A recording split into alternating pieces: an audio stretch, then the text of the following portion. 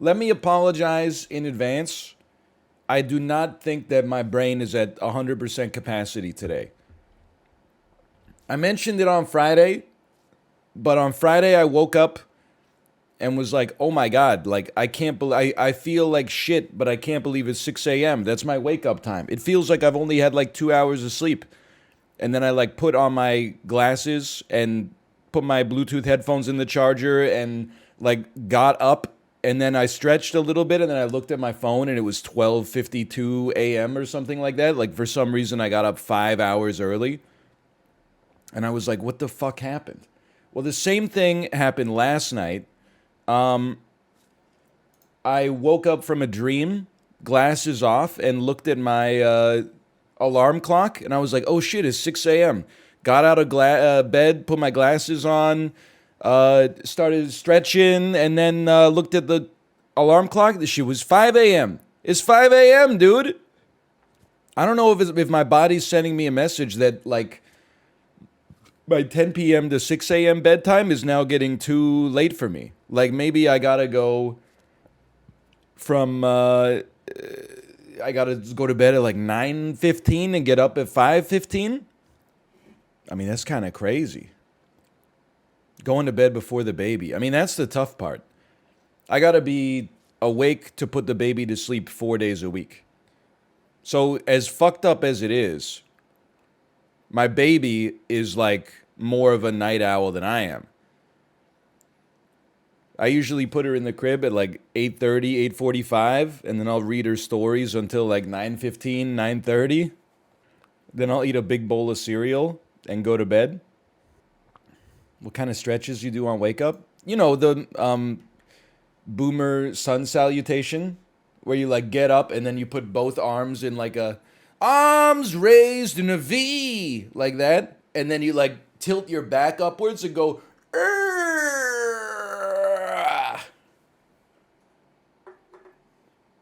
And the dead lane and pulls up maroon below. It doesn't really sound like that. That's not what Eddie Vedder sounds like. When's the earliest acceptable time you can eat lunch? Easy answer is 11:00:00 on the clock. 10:59 a.m. is not lunch. I didn't make the rules, I'm just observing the rules. 10:59 is not lunch. 11 is the first lunch. 10:30, no shot.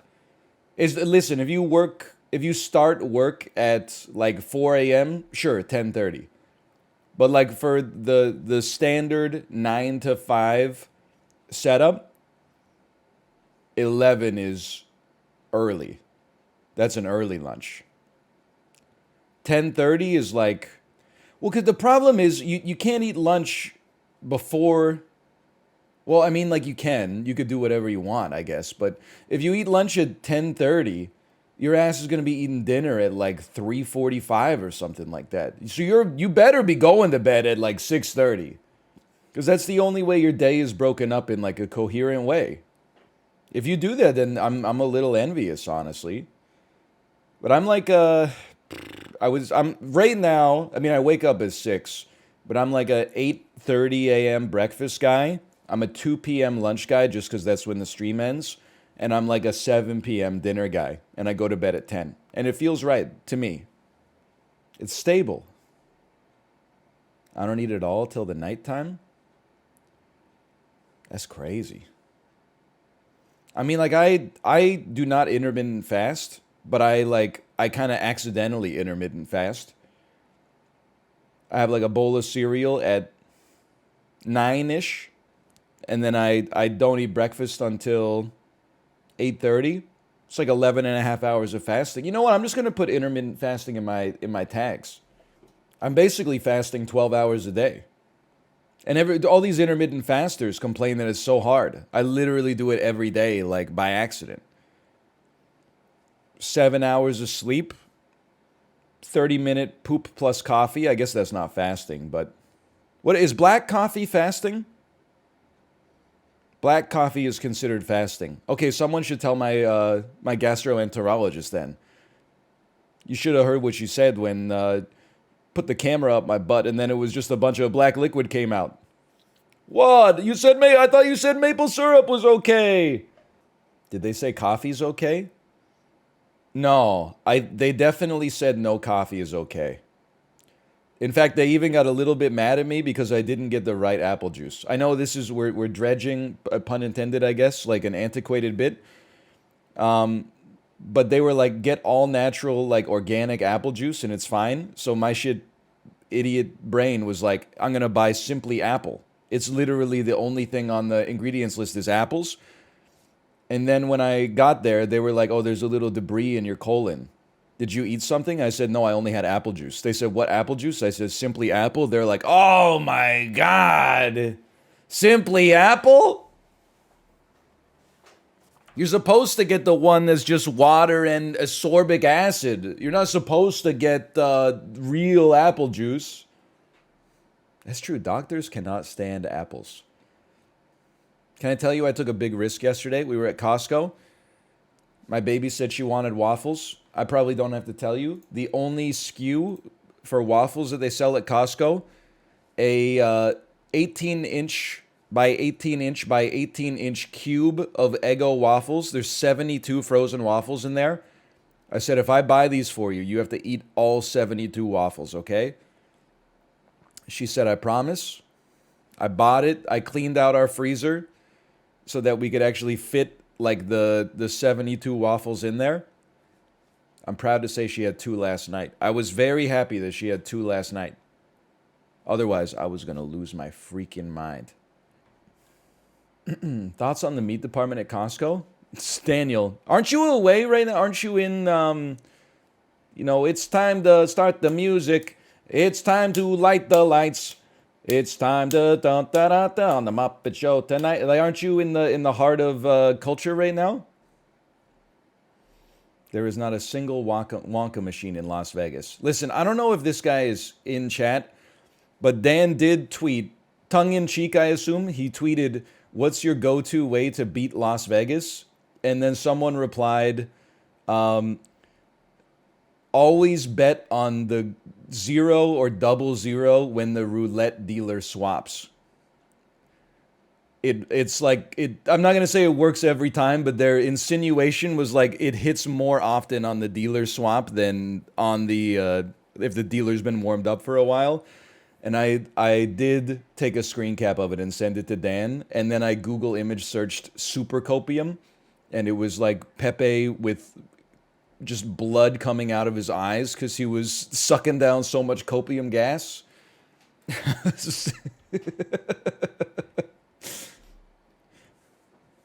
I don't know, but can I tell you another thing? I did say, I'm willing to be proven wrong in my life, even though this makes no sense. I did Google roulette dealer swap strategy, and I got no results whatsoever. So I don't know if this is just something they cooked up in their head or what, but or maybe it's proprietary. It's very legit. My grandma had a book on slot machine strategy. She also was addicted to gambling. So I think that maybe there was a correlation between those two. It's like having a book on like beer drinking strategy. Anyway, the meat department at Costco, I've got a charmed arrangement with my wife right now. I basically buy all of my weekly feed and some of the babies as well at Costco. And then on the weekend, we do a trip to the Korean grocery store, and she buys enough food to cook like 4 to 5 Korean dinners. So I don't buy any meat at Costco, although I understand that's one of the big selling points. Throughout the week, for breakfast I have sweet wheat from Costco. For lunch I have a salad with ingredients from Costco, and then for dinner I have some galbi, some dredge galbi, some bulgogi, some dredge bulgogi, some kimchi jjigae, some doenjang jjigae, stuff like this, some gamjatang. Gamjatang is really good. People are not gonna like this take because there's a drive towards. I get it. In like the 1950s to the 1980s, there was a huge drive to make food more artificial, more shelf stable, convenient to eat. You know, you could take it in your car with you. It didn't need to be refrigerated. It lasted longer, et cetera, et cetera. We've definitely moved in the past, especially 15, 20 years, towards more natural foods, natural ingredients, less preservatives, et cetera, et cetera. But there's also been a pull towards authenticity. You know, a lot of people are like, oh, I don't even want to pasteurize my milk anymore. I'm just going to drink that shit straight out of the teat. So I recognize that my take, this is where you pause, champ, is not going to be that popular.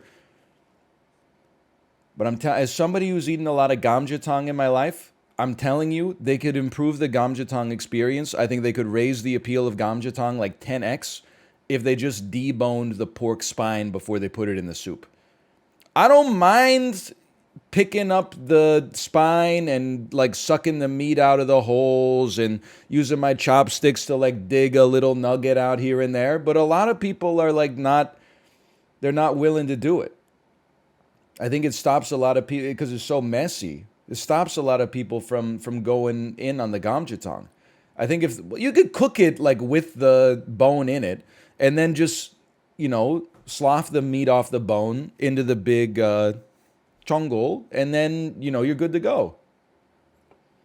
Not based. The best gamjatang I've ever had in my entire life. Oh, we were in Daejeon and we went out and it was coldest day of the winter. We climbed up a mountain and dug a hole in the snow, put charcoal in it, lit the charcoal on fire, put the Duke Beggy on top of it, and then, yeah, okay, well, we got like kitchens and stuff here, okay? So like, let's make some concessions for convenience. I'm just saying, I've had more gamjatang than you, and I'm me, so I trust my opinion more than I trust yours. I know you're going to say you've had more gamjatang than me. Nah, it's unlikely. I think I've probably eaten more gamjatang than the average Korean man my age. On average, I would say I eat it 5 times a month. I'm lucky to still be here. Okay, that's a lot, actually. I'm not in the business of telling lies.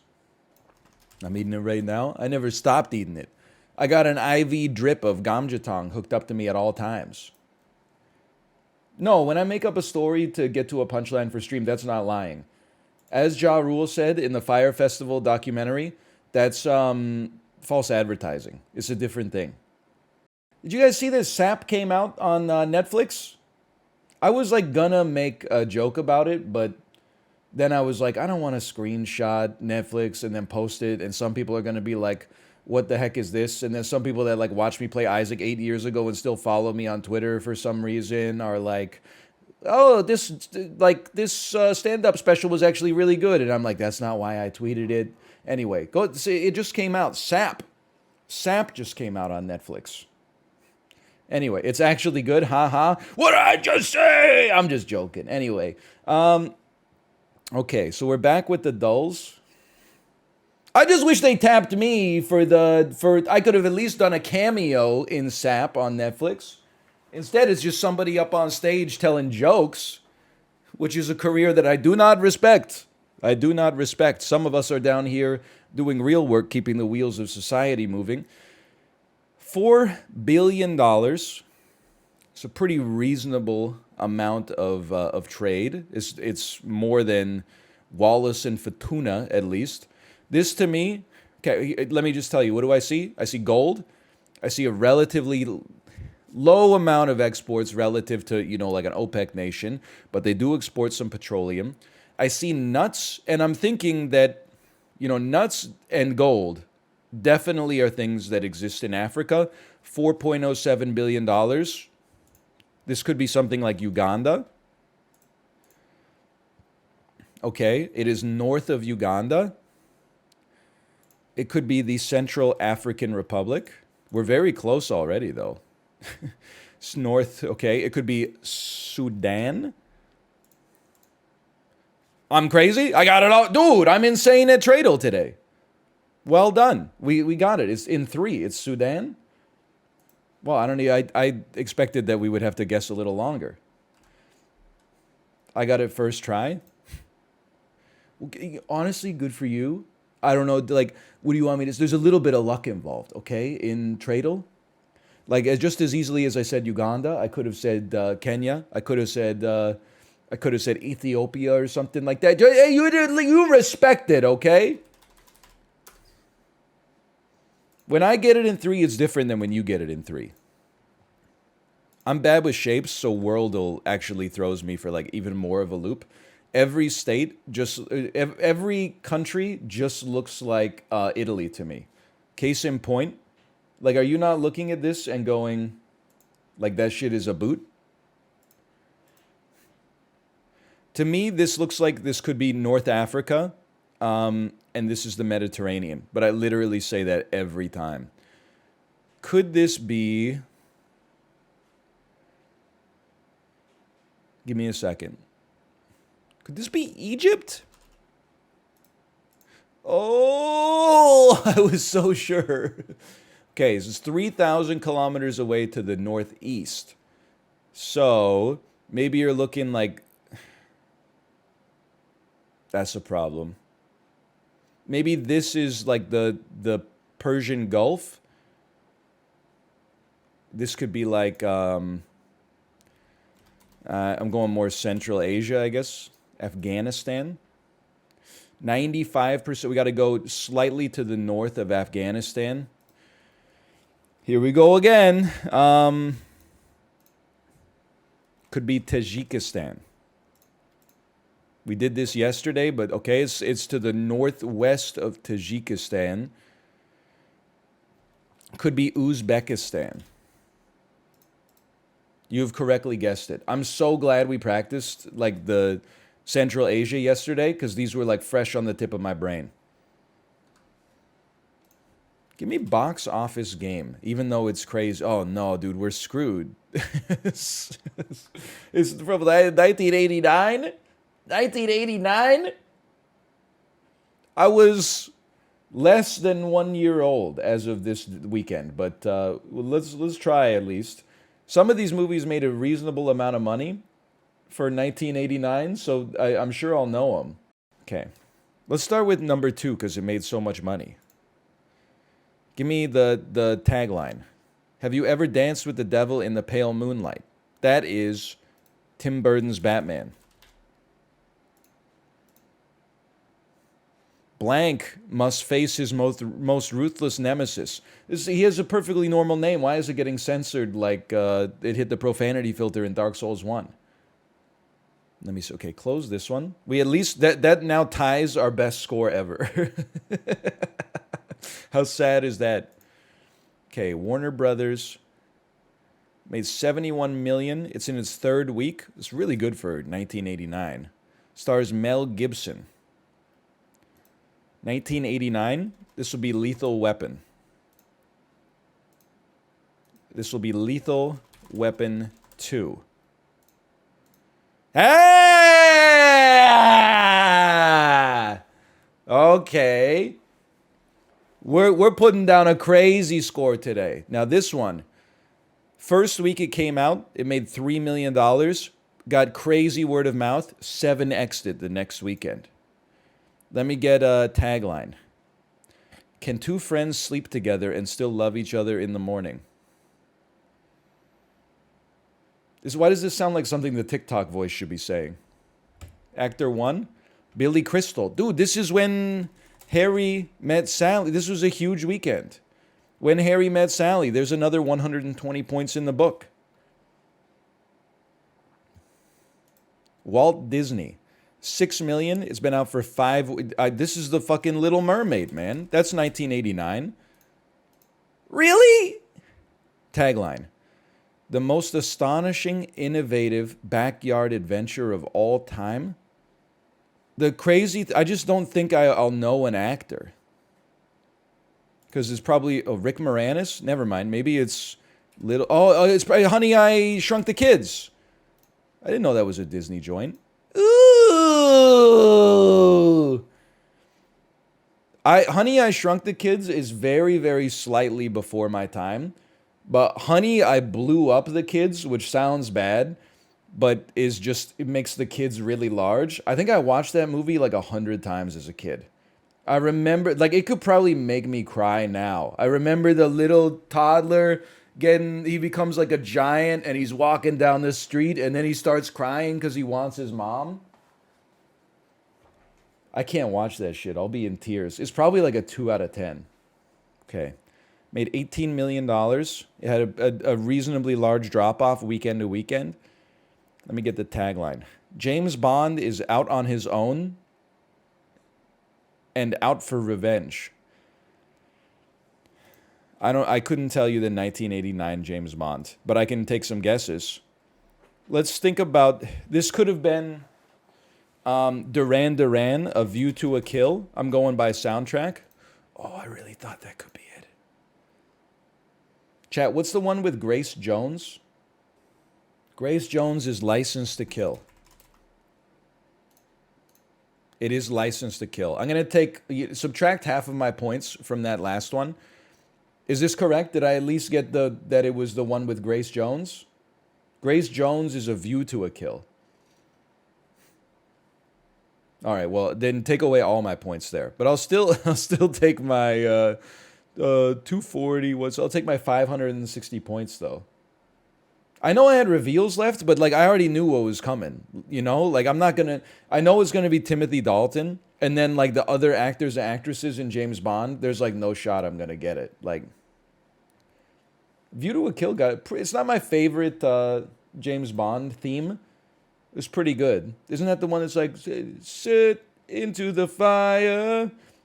A stolen kiss is all you miss. Something like that. I'm very much a Nobody Does It Better Carly Simon stan, even though it's an atypical James Bond theme. Also, who sings You Only Live Twice? That's got the do do do do do do do do do do do. That's a great one. That's Nancy Sinatra. That's an all-time James Bond theme as well. She's not the throat goat. You're thinking of Nancy Reagan. Allegedly. That's one of those things where I'm like, I think that somebody just wrote that, and we all wanted that to be true about Nancy Reagan, so we never questioned the source because it was already was hilarious given our biases that were built in. I'm not saying it's not true. I'm just saying we were maybe a little bit less concerned about the veracity of the information because it's funny. Anyway, have you watched The Bear yet? I have not, but thank you for the gifted subscriptions. Thank you. Perhaps one day. There's a couple threads I'm looking for. One of them I don't think is going to pan out. TV game show got me thinking about Magnolia, weirdly enough. There's a lot of things that could spin off of that, but none of them are on the board. Future's obviously is easy enough. Beauty, Hunter. Claws, Hunter.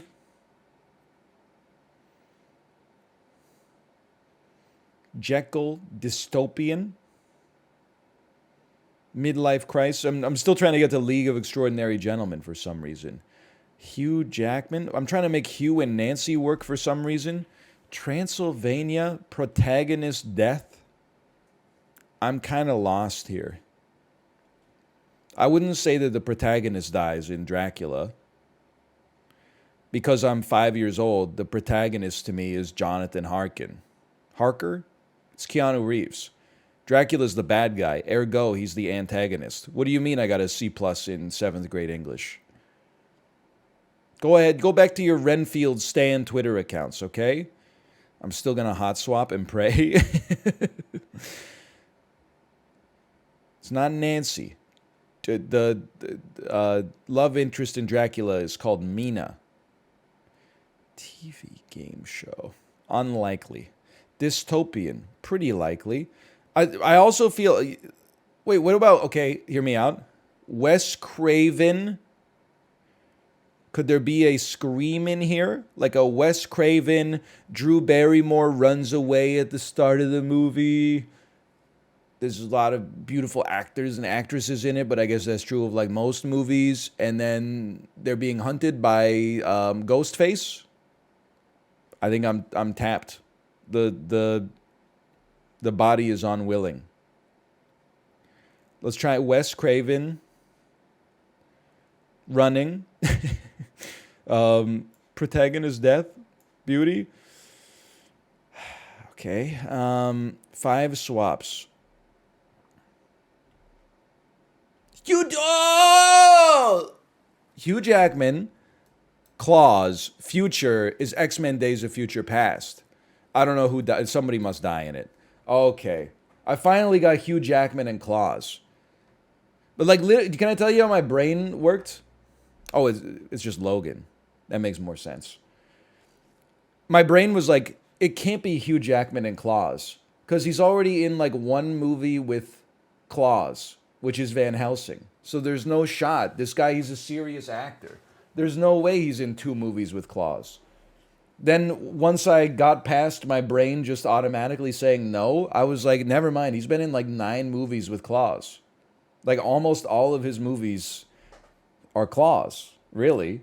Dracula doesn't even have claws? There's gargoyles in Van Helsing. By the way, did we ever find out if this was true? That when Hugh Jackman... I think it was true because it was in like... well, let me put it this way. It wasn't made up unless Hugh Jackman made it up because it was a real interview. But when he got tapped to play Wolverine, he didn't know that Wolverine was not half man, half like werewolf. So when he showed up on the set, he was doing like all sorts of weird canine type movements and like howling at the moon and stuff like that. And the director was like, "What are you doing?" And he was like, "Oh, I'm like a little werewolf." And he was like, "No, you're not. You're just like a guy with claws." I don't know. I heard that from you. I read it from a primary source. But again, Hugh Jackman could have been making it up, as far as I know. Guess the game by its specifications. Yo, this is like Hurdle,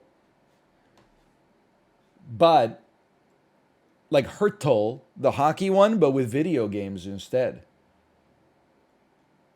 Now we're talking. You can tell it's April from the ads, man. It's Dark Souls 1. It's Dark Souls 2. Okay. It came out... It's not Dark Souls 2. That's the important part. It came out a generation before, maybe, the PS3. It's nothing like an RPG adventure. It came out well past 2014. Honestly, the rest of this is just not even in the same ballpark, okay? Yellow means same generation? No way. Green. Oh, one or more, probably it's on PC. One or more clues is correct, but not all. Okay. So take me back to the PlayStation 2 era. And give me a multi-platform game on the PlayStation 2. Why am I struggling so hard to think of one? Give me a Madden. Oh, never mind. Give me a FIFA. No, okay, never mind. Give me an NBA Street. How about that? Okay. Didn't come out on the PC. It's not a sports game. Never really thought about it, but I guess it is a third-person sports game, sure. It's not in the NBA Street Saga either. Okay, move me a little bit further ahead. A PC game. You know what? Give me The Sims 2. That came out on the damn... Whoa! Oh, okay. It came out on every platform. One of these... It's an isometric... Probably simulator would be my guess. Or strategy. That came out after 2004. Let me get a StarCraft 2. Wings of Liberty was the first one, right? Oh, it was on the it was on the PC. It's isometric. It's a strategy game. It came out before 2010, but after 2004. Let me get an Age of Empires 3. Oh, he's crazy. He's got a steel trap up there. At first, I was like, there's no shot we're going to get this.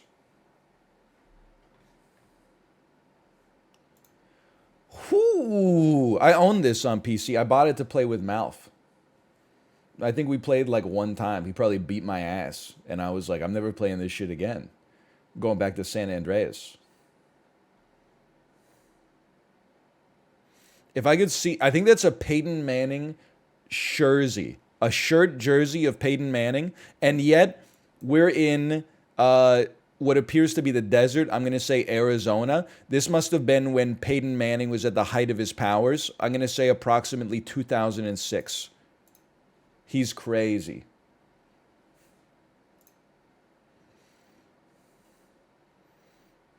This image has insanely cursed energy. If you asked me, I would assume that this was generated by AI. So this is George H.W. Bush. And then that's George W. Bush. This is Jeb Bush. I think. I honestly don't know who this is. Obviously, this is George H.W. Bush's wife.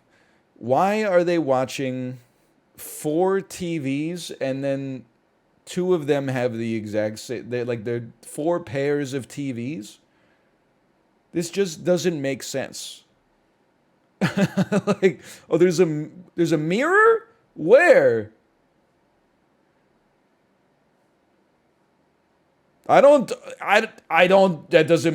think there's a mirror. It doesn't make sense to me. I don't see a mirror. Why would they be watching 4 TVs though? Like, it just doesn't make sense. I know I'm going through. People are like, "Why are you talking about the same thing over and over?" Well, I just can't, for the life of me, imagine why you'd be watching the same thing. Like, you're watching 2 things at once, twice. You're watching 2 things at twice. Like, it doesn't add anything. This can't be. There's something going on. This is the second most cursed presidential photo of all time. Next to like the one where Joe Biden is kneeling next to Jimmy Carter, and it makes it look like Jimmy Carter and his wife are 18 inches tall. And it looks like Joe Biden is like 100 feet tall. This is just crazy, man.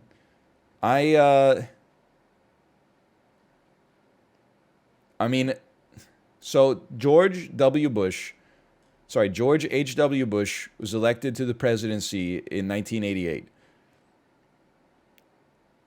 I have to imagine this is pre the presidency, because there used to be a little decorum to the office. You probably wouldn't be taking a photo like this after you've been given the nuclear football, because other countries could use it against you to undermine your strength. So I'm going to say this is 88 proper during the campaign.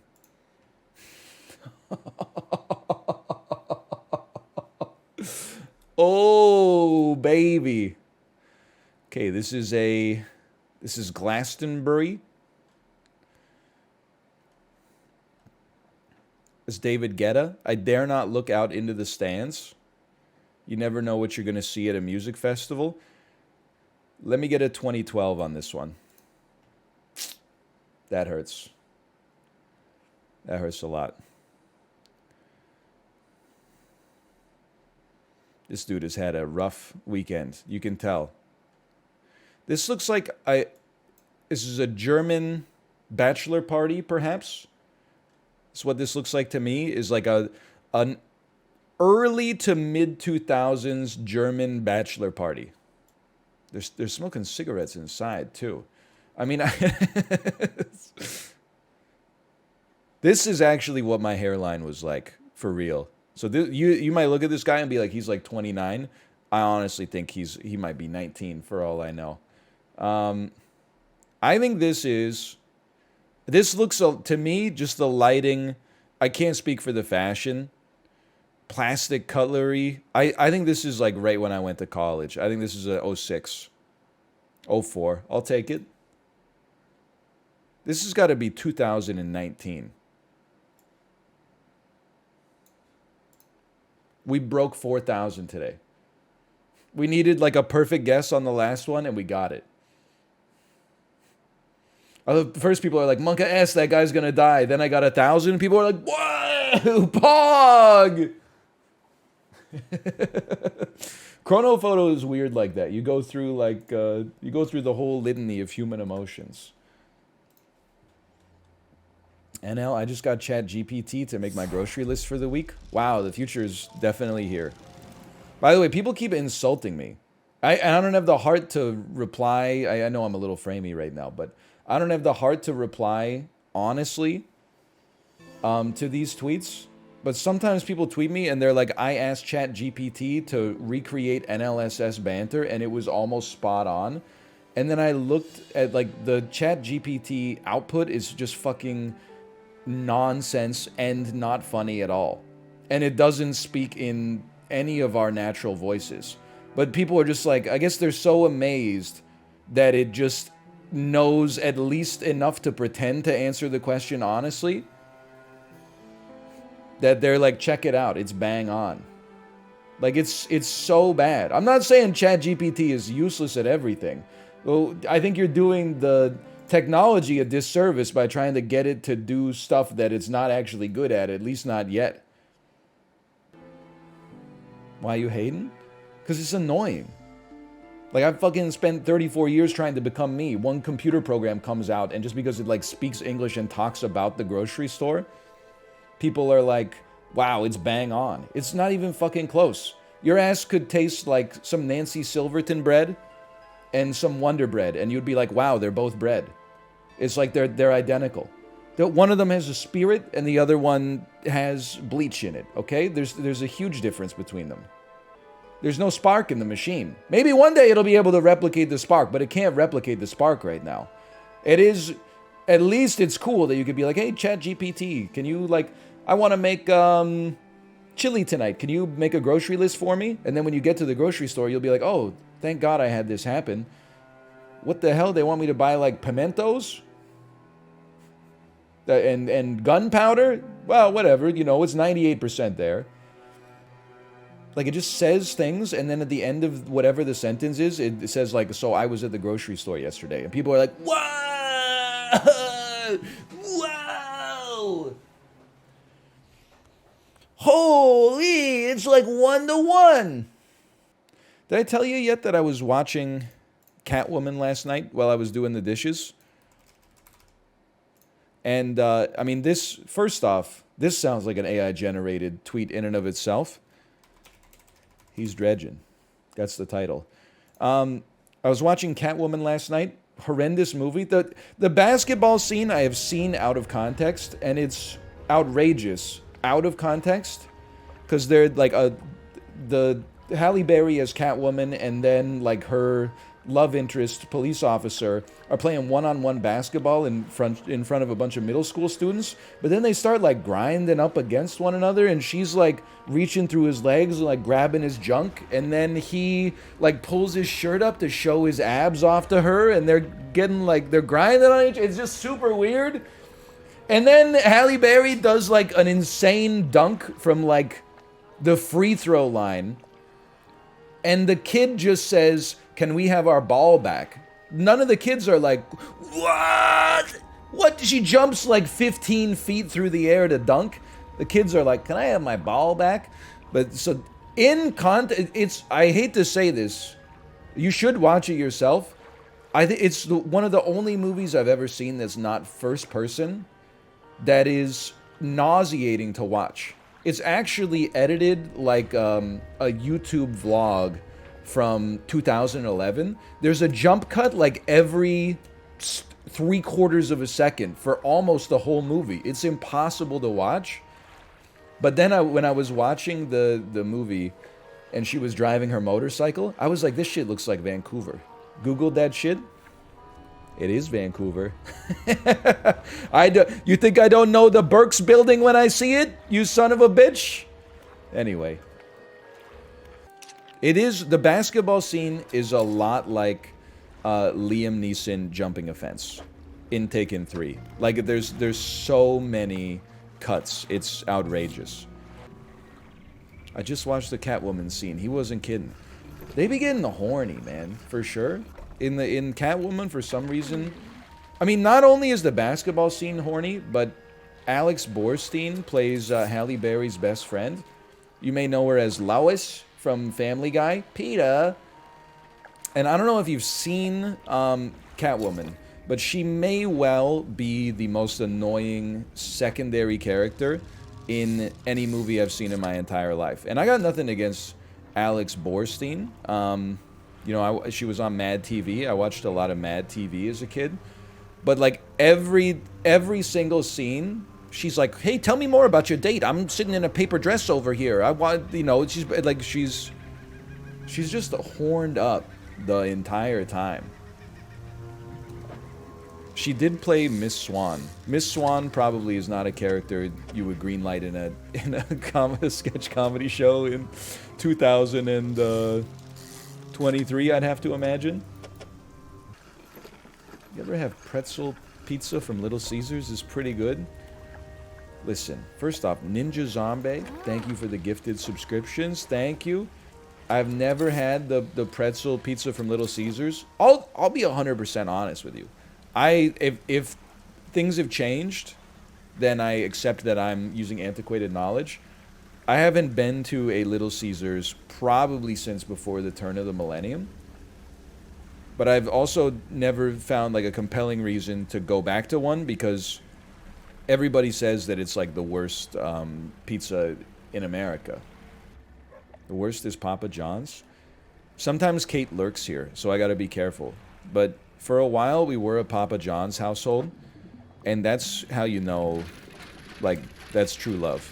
Because Papa John's is, you know, everybody has an opinion on pizza. I'm not saying any of them are wrong, but for me, Papa John's definitely pretty close to the worst pizza on the planet. This is pre John Schnattner being like incredibly racist, okay? We stopped eating the pizza. It wasn't because he got outed as being racist. It was because the pizza's not very good. But then, like, I'd be lying if I said, like, when he had the racist comments come out, I was like, I knew it. This pizza is so bad, there had to be something wrong with him on a fundamental level. The Papa John's butter is good, though. I mean, they're the only pizza chain, I think, that was brave enough to be like, hey, you're already eating pizza, fat ass. Here's like a cup of butter to dip it in. Which is just, it's audacious at the very least. In a way, I respect it. I'm not the first person to make this joke. I'm probably closer to the last person. But it is crazy how many different food items pizzerias make that are just fucking variations on pizza dough. Like anytime we order from Panago, which is a Canadian pizza chain, Kate's always like, make sure you get the Cinesticks. You know what the Cinesticks are?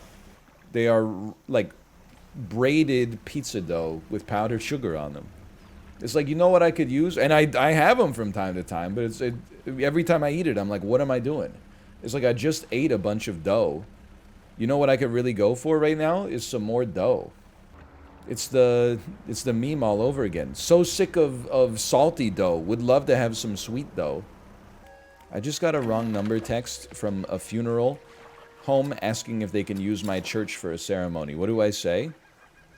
I don't know if this makes me sound like I'm 200 years old, but whenever I get a wrong number text, even if it seems innocent, I don't respond. Because, like, in my head, I just hear, like, my mom's voice. That's like, if you reply to a wrong number text, they have your information. And then they'll, like, put you on a list or something like that.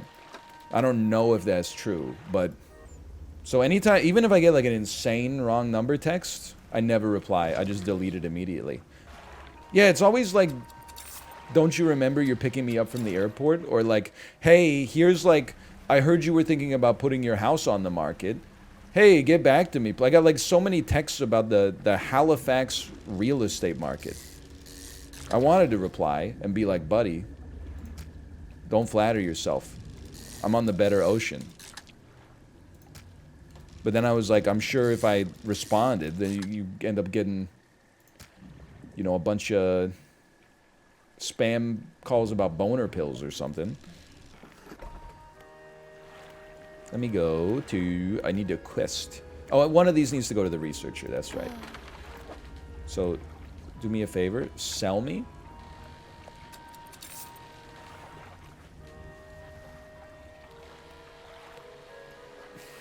Wouldn't be Dredge without me doing that.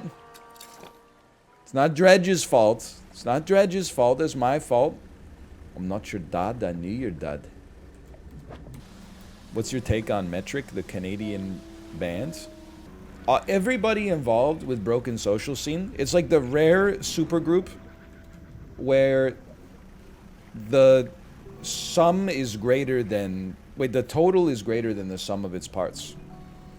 Broken Social Scene is better than Feist. It's better than Metric. It's better than all the solos. I'm not anti-Metric necessarily. It's better than Imperial. But something about Broken Social Scene goes crazy. Stars, I can't get into... Listen, I know your ex-lover is dead. I know that whole album, really. I can't get into that fucking Newsboy Cap band, tartan vest with a sweater over top of it, fucking library core. I know, sorry, it's just too precious for me. It's got the sorrowful violin and stuff like it's just too much for me, man. I can't. It's got, I don't know if it's too much pretense or too little pretense, but I just can't get. Like, I can get down with Los Campesinos, and they're like extremely twee, but there's something about Stars that for me is just like, I'm just like, why are you taking yourself so seriously, bro? I think they're probably good though. I think I'm probably just being a dickhead. A little sappy, yeah. Maybe that's for me. It's a little overly sentimental. Oh, you guys aren't talking about the TV channel. I thought you just really liked Empire. You think Smash Mouth would be as popular without Shrek? Do you think that the acceleration due to gravity is 9.8 meters per second squared? I mean, Shrek was insanely popular. Of course it elevated... I mean, Shrek elevated Smash Mouth, and Smash Mouth elevated Shrek a little bit. I will say, I was in my car, and Can't Get Enough of You Baby by Smash Mouth came on. And I think this is literally, I think it was yesterday. I had like the revelation that I was like, wait a minute. This band is and has always been shit. There was just a time when I was like 11 where I was like, whoa, these songs that are cool to go bowling to. But when I was listening to Can't Get Enough of You Baby, I can't get enough of you baby. Isn't he from like California? Why does he sound like that? Baby, right or wrong. Like it's, I realized, I was like, wait a minute, this band is bad. Full stop. I mean, I think if Smash Mouth has one good song, Walking on the Sun is at least unique. And I think All Star, it would be easier to call it a good song if it wasn't everywhere for like 15 years. It's almost impossible to just like critique All Star because it's just like it's so ingrained in millennial culture. But I mean, I think that the rest of them are pretty bad. And I own the Smash Mouth album. I wanted the album that had All Star on it. My parents bought me the one that had Walking on the Sun on it. Your opinions on Everclear? I also kind of hate Everclear. I promise you, I do like bands from the 90s. And not just like, you know, indie darlings. I like some like one-hit wonders from the 90s for sure. But I definitely don't like Everclear that much. I don't mind... I think Santa Monica is okay. And I think Father of Mine is like, that's a good hit from the 90s. Hanson? Not so much. I could do a 90s music bracket for sure. I'm probably not gonna, at least not today, but I could. I mean, if we're talking about, these aren't one-hit wonders, but if we're talking about, like, best hits of the 90s that you would hear on the radio, I think I might be, you'd be hard-pressed to get something better than You Get What You Give by the New Radicals, or maybe Semi-Charmed Life by Third Eye Blind, or trying to figure out what else could even be up there. Hey Jealousy, that was on one of my Peloton rides today. What a weird bit of serendipity, starring John Cusack and Kate Beckinsale. Matchbox 20. I kind of hate Matchbox 20, but I will say, if I had to pick a Matchbox 20 song... Excuse me, can I access my storage? I can't access my storage here. I thought I could... I gotta go back to my storage. I thought this would have storage here. For me... If you were to say you have to listen to a Matchbox 20 song for 1 year consecutively to get $100,000, I would be like, okay, I'm taking Real World. I wish the real world would just stop hassling me. That's the one that I could tolerate the most. It certainly would not be 3 a.m. Push might have a chance, but Unwell, music for your mom to cry to. No disrespect. Bright Lights. Are you talking about things we should install for our ship, or are you talking about Interpol's best album?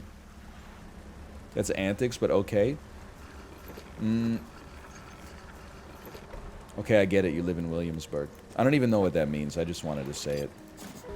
You know what the worst song of the 90s is? This also came up on a Peloton ride, although not yesterday.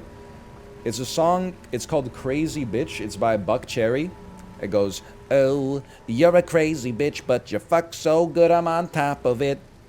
As on I'm riding you all night, or something that I gotta go, but did a ride on. That's gotta be one of the worst songs ever made on planet Earth, I would say. You're crazy, but I like the way you fuck me. It's like if 9 Inch Nails had to do a song with Kid Rock or something like that. Like, I honestly, I cannot abide it. It's so bad. I'm sorry. What about Smack My Bitch Up? Well, I'm not saying anything positive about the message, okay? But you keep the Prodigy's name out of your mouth, okay? They had that on the Peloton? Oh yeah, they go pretty hard on the Peloton. Some of the rides are marked explicit. Like, I was doing the Dennis Morden Outcast ride. He said, don't be surprised if a swear word comes out of my mouth accidentally. And I was like, oh, so we're going hard today. And then he kept it G-rated the entire time. He was doing like the dad rap thing where he was rapping along with the songs, but whenever there was a swear word, he was just covering his mouth. We regret to announce the next chapter of the Goblin Saga will not be coming to Netflix. Despite our best efforts to bring this beloved fantasy world to life, we have not seen the level of interest and engagement we hoped for. What the hell is the Goblin Saga? Oh no, I did it to myself. No, Goblin D's nuts. No. Years of not getting caught by one of those. Goblin Saga on my cock? What? This doesn't even make sense. It's also somebody... I'm getting thrown for a loop here because somebody said Crazy Bitch by Buck Cherry was nominated for a Grammy. That can't be true. Did they give Grammys for worst song of all time? I'm going to farm up money for this. I'm sorry to do it. We'll get to 675 and then we'll come back, we'll install that rod, and then we won't have to do so much grinding in the future. Yeah, we're gonna grind now so we don't have to grind later. Exactly. Something that I wish Halle Berry did do when she was filming I don't know. Also, like, the whole time I was watching Catwoman, I was like, at any point, is Batman involved in this fucker? Or, like, I'm gonna go.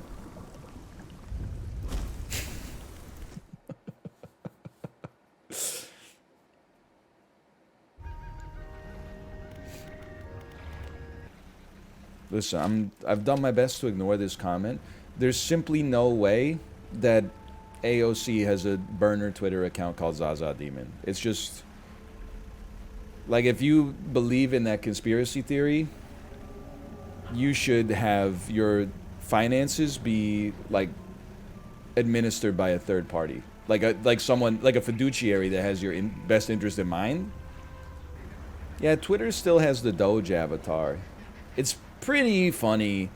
I think what's really funny about it is how mad it makes people. Like, I'm kind of sick. I'm kind of twisted. My favorite comedy isn't like stuff that's funny per se. It's more like if the people that I disagree with get angry, then that's hilarious. And as you know, I'm a huge fan of Doge. I love his currency and his memes. So a lot of my worst enemies really hate the Doge avatar, so I am loving life right now. This is my impression of a Twitter Blue subscriber. Sorry! Or a legacy verified account. We don't know anymore. We got them all. It's the Rutherford Bohr cinnamon bun model of the atom. We don't know what's an electron. We don't know what's a proton. It's all kind of mixed up in the dough somewhere. A sextant. Film! I mean, let's just dump this fool. Oh! He's back!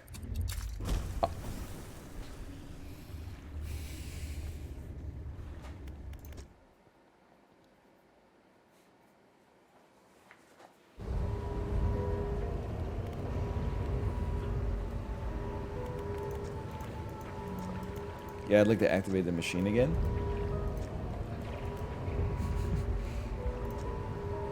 Yes, that was a reference to Pruan 2 Forever. Is British Columbia known for any foods?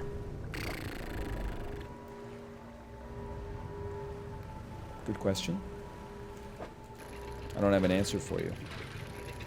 There was BC Bud. I don't know if that's like a salad green or something. The lesser salmon? I don't even take offense to that. I think that's true. Even here, people definitely eat the Atlantic salmon more than the sockeye. The Nanaimo bars? I guess. Nanaimo bars? I've had some Nanaimo bars in my life. Some apples. Sockeye's goated. I'll eat any kind of salmon. But it pains me to say that I definitely... I prefer the Atlantic. The sockeye, I almost never say this. It's a little gamey.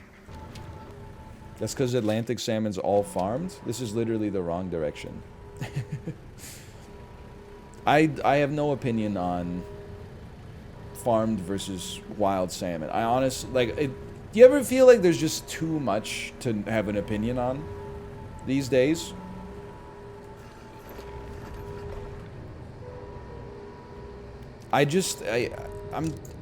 Maybe I'm the last honest man in the world. I honestly just can't be fucked. I'm sorry. Hey! At this point, I don't know whether farmed is better because it's more sustainable, wild is better because it's more rich in omega-3s or whatever. It's just like, it's just too much, man. I've got an opinion on way too many things. I'll just buy whatever's in the grocery store. I'm tired, boss. Me, when people ask my opinion on an actor whose movies I've never seen because he committed a crime in a country I've never been to. I'm tired, boss. I don't know. You shouldn't have done that, I guess. Oh, but if he was starving to death, you wouldn't support him robbing a loaf of bread from a bakery? I don't know, man. I don't know. Did this really happen? Would you rather work a week at Costco or be a pro Valorant player for a week? You've given me a question I can't answer. Because searching my heart, I do feel like... I'm not saying that working at Costco would necessarily be fun, but I think 1 week would be illuminating for me. I would get some valuable life experience. And maybe I would be like, that was cool. Or maybe I'd be like, holy cow, I'm finally like a streamer that appreciates like what I've got in life. I think that could actually be like good for me. I just have no interest in being a Valorant player. I will say, when I was at Costco yesterday, I continue to enjoy the store of Costco. But some of the patrons blow me away. There was like a 20-person line to sample like a little, I don't even know what it was. It was like a jalapeno popper, but sliced into 16ths or something like that. You know what the sample was for? What happened to my eel? Oh, it rotted. Well, you know what? It was worth it. The sample was for Frank's Red Hot sauce.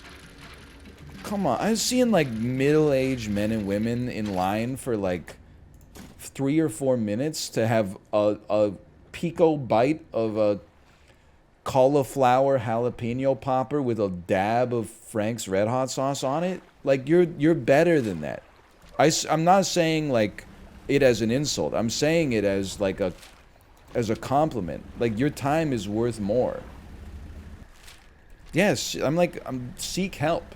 Did you line up though? No, my ass. I did like 3 aisles in the time it took them to get like, that was good. The end. I mean, like,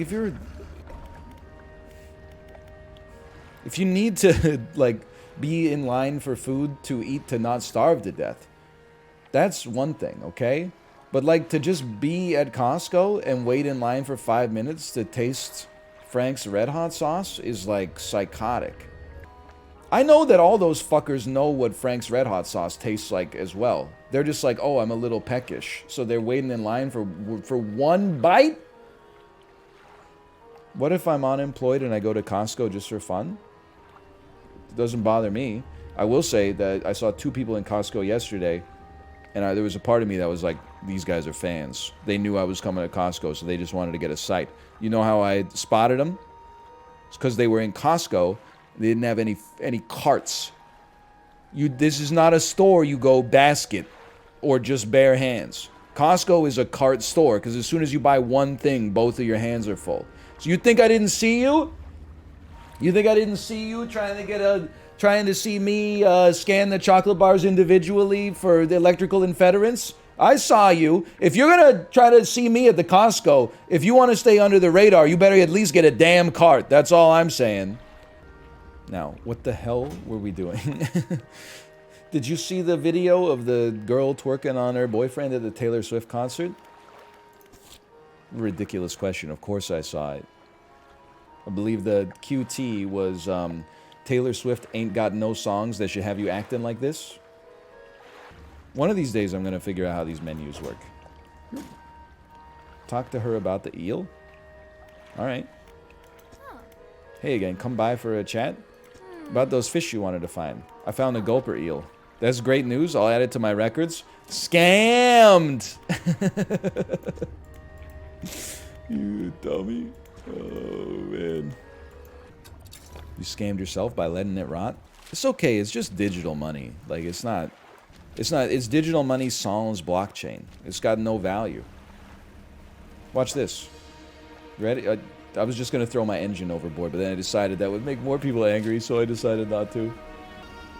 Do it, coward. It would be funny for like a second. I found a 2-liter jug of soy sauce at my Costco. I mean, that's the blessing and the curse of Costco. If you're buying something there, you better make damn sure you like it. The other curse of Costco is that the store was designed by Mark Z. Danielewski, and the layout changes every time you go. But, like, you definitely don't go there and you're like, oh, I just need, like, a little ketchup. Like, your minimum amount of ketchup you're getting at Costco is, like, 2 big bottles. The walls are shifting. Oh, that reminds me, I actually thought about making, like, a Spelunky tweet. That was, like, the walls are shifting, like the Ouroboros snake, but then it was, like, transparently or translucently masked over a picture of the Costco warehouse. But then I was like, honestly, just can't be fucked, honestly. But I thought it could go kind of hard. I work at Costco. The reason they changed the shit all the time is so people spend more time looking for what they need, it's really fucked up. No, I actually think it's like a lot of fun, personally. It's every time I go to Costco, it's like a treasure hunt. Like, maybe for you this is cynical, and I could understand that.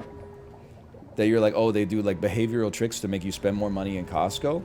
But the thing that's crazy is like, most stores, when I get like a bill, I'm like, what the fuck? This isn't worth this at all.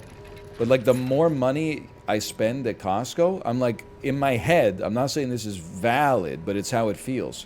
In my head, I'm like, the more I'm saving. So I'm almost proud of like a big Costco bill. If I went to Costco and my bill was like under $100, I would be like, why was I even here? But I went through the nightmare of the parking lot and like half of the city being in the same store at exactly the same time just to buy what, like 17 sticks of butter?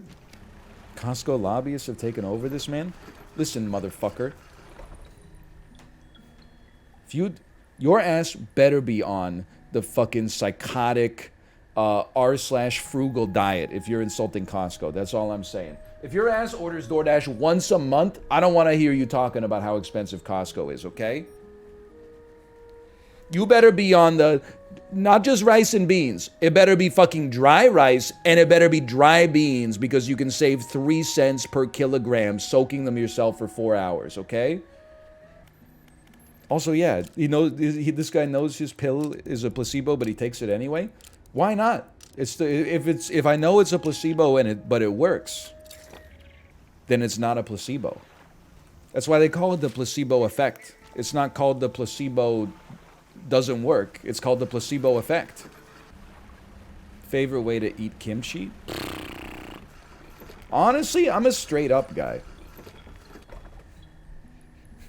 Just like Halle Berry says in Catwoman, what do you have? I'll take a white Russian, no ice, hold the vodka, hold the Kahlua. And then the guy goes, here you go, cream, straight up. And she drinks it, and then she gets a little milk mustache, and she licks her lips. Did you watch it last night? I'm only halfway through. No spoilers, please. Sharon Stone still hasn't even gone sicko mode. Cucumber kimchi. Now you're talking. Kate did make some cucumber kimchi last night. Here's how it went down. We were at Hanam Supermarket. I love cucumber kimchi. I said, I'm not paying $5.99 for 3 little mini cucumber kimchis. Hanam, fuck you.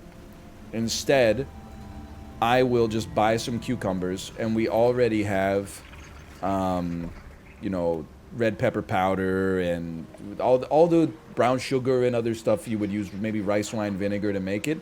And then I didn't make it, and I told Kate, and she made it for me, and it was delicious. But then she did tell me that 2 cucumbers and the red pepper that she used in order to make it came to $11. So she was like, if you like it, just buy it from Hanam next time. In my head, 2 cucumbers and a red pepper is not $11, though. Not at Costco, at least. At Costco, I gotta think. $3? No, like red peppers, at least here, red peppers are pretty pricey.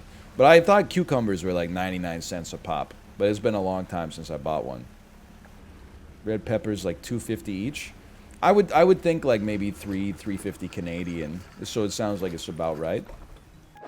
I mean, honestly, I think the reason that like red peppers are so expensive, like, is A, I live in an expensive city, but B, there's like demand.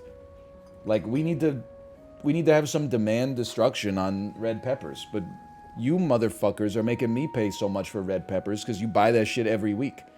I buy like 1 red pepper every 2 months. Meanwhile, everybody else is like, the price will never come down because you guys love them so much. You're really bending me over here. Someone in chat is on the right track, by the way. They said we need a buyer's cartel. That's absolutely true. You know how we were going to do the TikTok challenge that like on Friday we were all going to pull our money out of TD Canada Trust on the same day and take down the Canadian banking cartel just to see what would happen? We need to do that shit, like TikTok challenge. For 1 month, we don't buy any red peppers. And then just see what happens to the price of red peppers. I bet that shit'll come down like 20, 30% the next time we're at the grocery store. What about food waste? They be like salting the earth with that shit anyway, just to keep the prices high. Let's do it. For the rest of April, nobody buy any red peppers, okay? I'm going to hold this to you. Deal. Let's go. I'm doing my part already. They're tasty, though? Fuck you. Get out of our... You're not welcome in our cartel. Is this TOS? I don't think so. But the bank one might have been, but it was a joke anyway. Playing the dulls kind of makes you trash at this? What are you talking about? We're good today. We're pretty good today. A sextant. Film. You meant trash at streaming. What the hell? Go live just to get condescended to by strangers all day. People are like, why are you so defensive? Click the go live button. People are like, you fucking idiot. You suck. That is true. Going into a streamer's chat and leaving positive messages is kind of like psychotic. For sure. I can't imagine showing up to like one of my friends' streams and being like, good stream. I might say low, for sure. If something's funny, I'll low. But just showing up and being like, wow, this was such a great stream today. I'll be like, what? If I did that to Dan, I think he would have like a wellness check sent to me. It seems way more honest, although this is probably a bias. It seems way more honest to just lull when the streamer makes a mistake. As if you wouldn't have made the mistake. I call out. A small slot in the door snaps open. I'm trying to find my way home. Who goes there? A fisherman. What do you want? I was just checking to see if you're okay. No, I'm supposed to be delivering this package to Little Marrow. A huge leviathan lurks in the deep waters. It would have swallowed this vessel whole if I hadn't bolted for the shallows. I could deliver that package. How do you sink a Canadian submarine? You swim down and knock on the door? The joke is that we're stupid?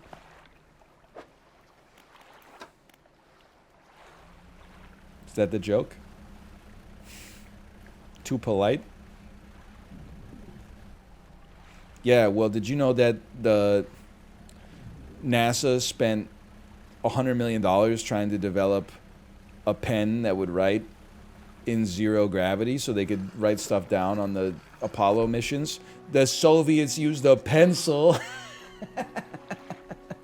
Apparently that's not true, but you could believe that it would be true, which in many ways makes it even more true than something that's the truth. NASA used a pencil too?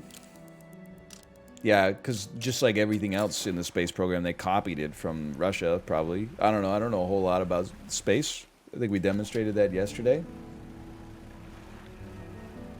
So true, so true.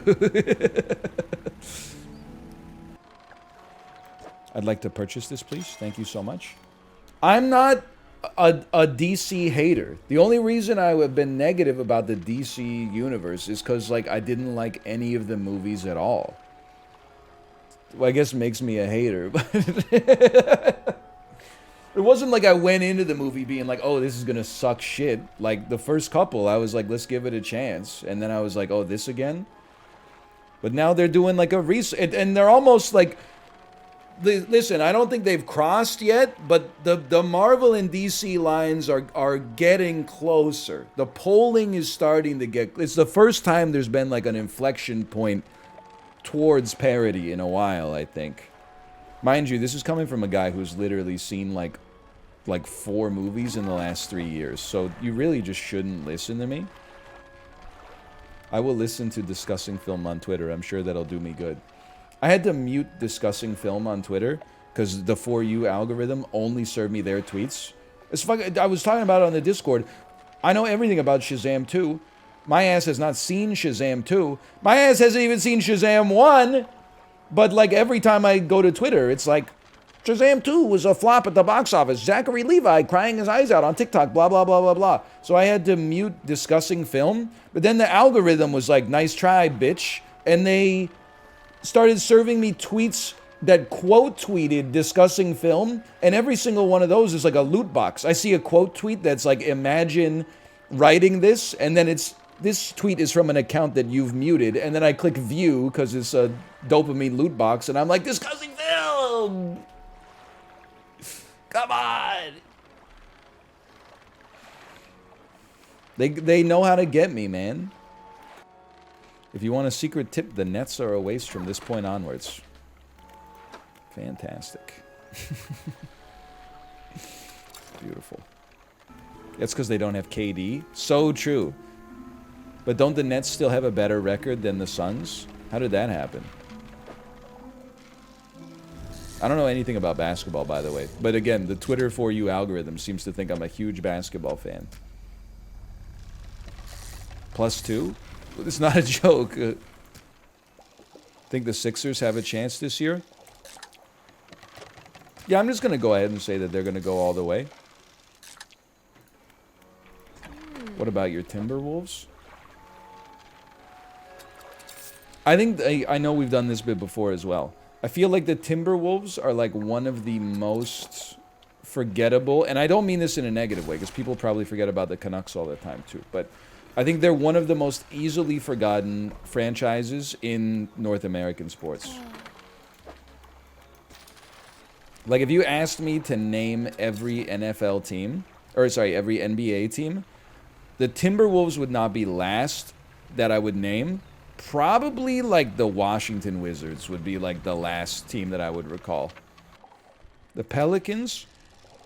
I know the Pelicans because they have Zion Williamson. Is he the best player in the NFL yet, or did it go terribly wrong? Sorry, NBA. You know what I mean. That's true. I would have forgotten about the Sacramento Kings, but they're actually good this year, which I know because of my Twitter For You algorithm. I bet I can name every team in the NBA, okay? I can't do it while playing Dredge, though. I bet I could. I bet I could.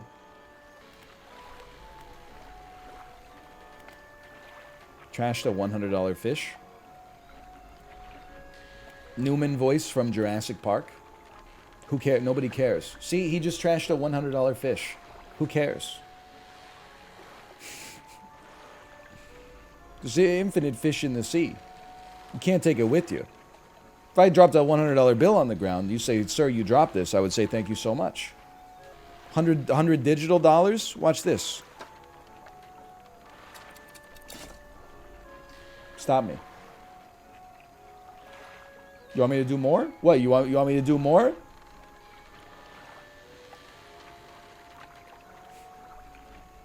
What do you think, crab pot? Get that out of there? I'll just sell that one. I mean, I'm not using the crab pots anyway. You carry cash around? No. No, I don't. So don't rob me. If I see you in Costco and you don't have a cart, you start coming over to me, my ass is bolting for sure. They were on one when they made this game, man. Like, when they made this game, bro, they were definitely on drugs. My reaction when I hear the worst fucking song I've ever heard in my life? Whoa. What was Imagine Dragons on when they made Radioactive? Holy cow. These guys were definitely smoking some good shit when they made this song. My reaction when the Beatles say, she's got a ticket to ride. Whoa, Johnny, whoa, maybe lay off the grass a little bit. Hang on. He's going a little too crazy. How am I supposed to follow this? Was this song inspired by LSD or something? Holy. What? You honestly get banished. It's on cooldown. What is this bit? This bit is that people always be saying what kind of drugs were they on when they wrote this song, and then the song is always like, My baby's good to me, you know, she buys me diamond rings, she says so. She's in love with me and I feel fine. Didn't they only recently let Paul McCartney back into Japan after he was caught with weed like 50 years ago? Yeah, but like you know that the rules that apply to us don't apply to Paul McCartney. I'm sure if his ass flew into Haneda Airport, he might have to go through secondary. But, like, you know. They're not giving him the same treatment they give you and me. The Canada-US one is crazy to me. Like, I semi-respect the law. Phrasing. I respect the laws that make sense for me to respect. Thou shalt not kill. That's a really good one. But here's one that doesn't make any sense to me.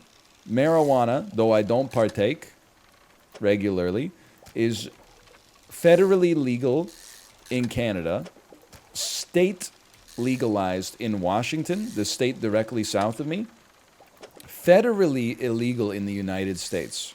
So if I got asked by, not that this would ever happen, because they'd lose like half of their tourism, I guess, but like, if I ever got asked at the federal border, like, have you ever smoked weed?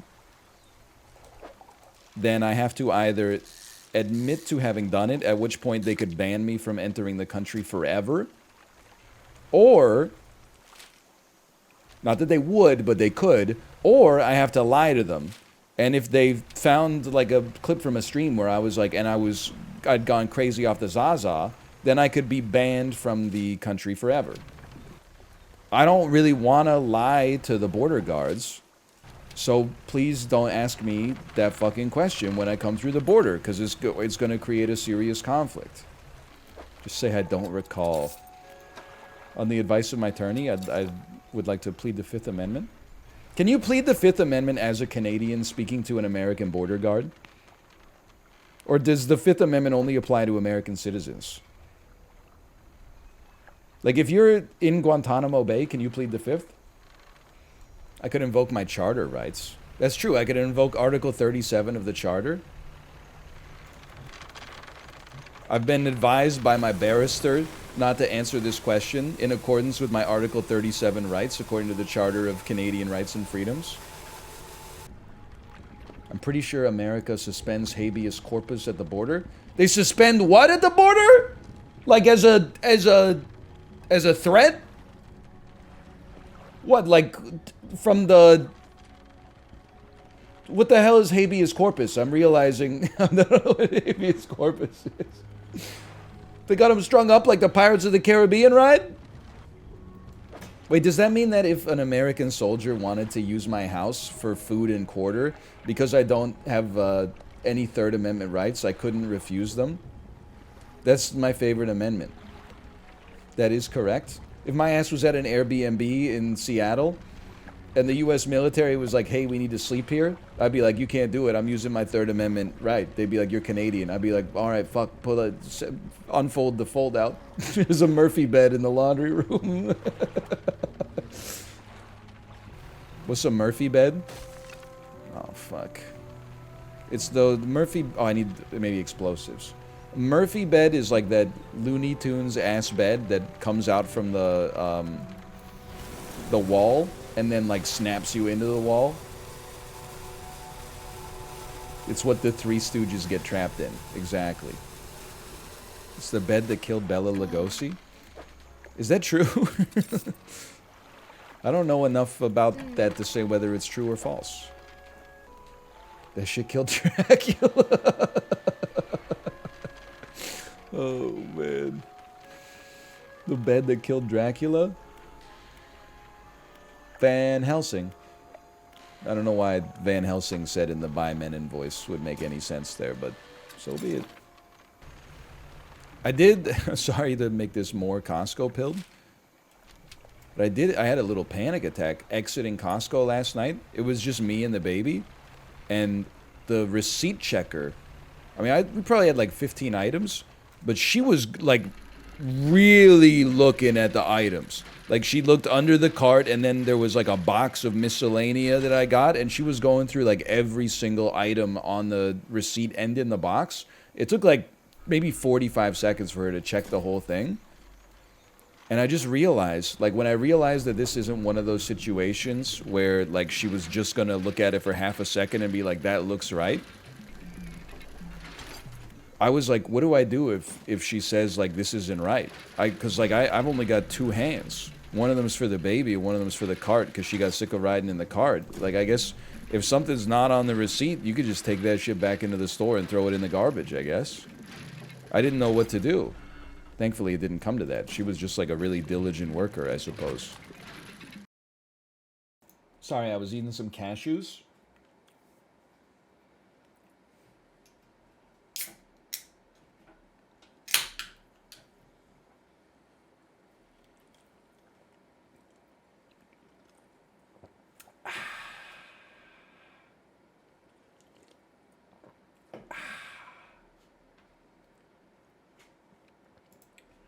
And I'm stretching, and Tomo wants to be petted like crazy, man. What are you doing? What are you doing?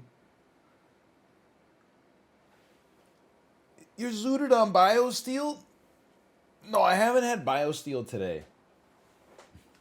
Maybe that's why my brain's running slow. I don't have the nootropics. But I will say, I bought the big boy Andy biosteel. I finished my 45 serving tub of biosteel, went to Amazon. They raised the price of the 45 tub by like $6. I said, fuck off. So instead, I bought a 100 serving tub. Pretty soon I'm going to have to get like a new house just to fit the biosteel tub.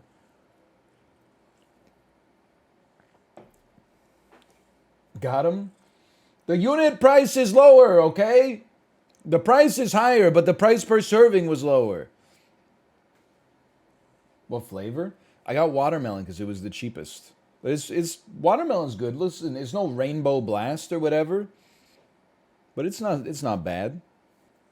What makes it so special? No, I've stopped answering questions like that. Because the freaking cockroaches all come out of the woodwork. Biosteel, that's crazy. I would never pay 70 cents for a hydration solution per serving. I have table salt. I just pour table salt into lukewarm water and then leave it in the fridge overnight. Okay, you then fucking do that. That's fine. You seem so busy. I can't believe you got time to even type that shit into chat. Table salt in the Coca-Cola. This is not braggadocious. But I am getting to like that runner metabolism, I think. I guess it's not metabolism. It's just like I'm on the bike for like 75 to 90 minutes a day where I'm like, I'll fucking eat anything. Like you would assume that because I'm exercising, like I'm also caring about what I put in my body. I kind of am. But there's also at night, I'm like, fuck it, dude. Pound the goldfish crackers. the furnace needs to be refilled. And then I wake up in the morning and my stomach is like,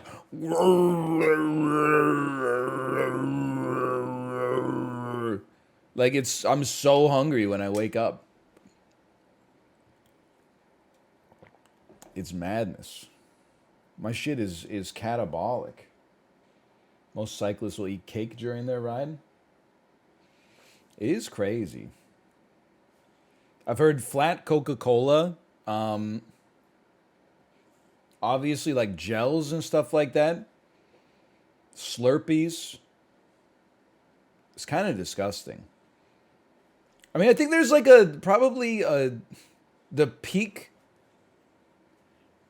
healthiness for athletics is maybe like 30 minutes a day of cardiovascular exercise. And anything beyond that just gets increasingly like mentally ill. And I'm calling myself out. Like, there's just no need for it. Not an Alanis fan, I see.